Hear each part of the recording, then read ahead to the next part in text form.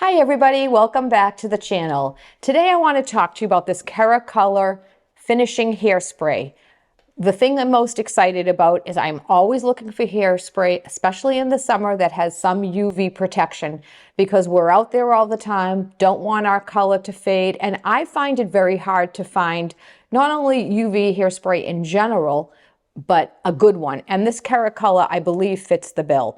It's a finishing spray, it's buildable, so you can use it and just get your style going. It protects you against the UVs, which I think is so important, especially in the summer. I'm really happy with the way it made my hair look today. It's awesome. I picked this up and I'm so excited that I was able to find it. It's really reasonably priced and I think you'll like it. Has a nice spray cap on top. Very easy. It's a great hairspray. Again, UV protection. It's buildable and it's preserving, and it's obviously a finishing spray, so you do it right at the end. Thanks for watching. Don't forget to like, share, and subscribe.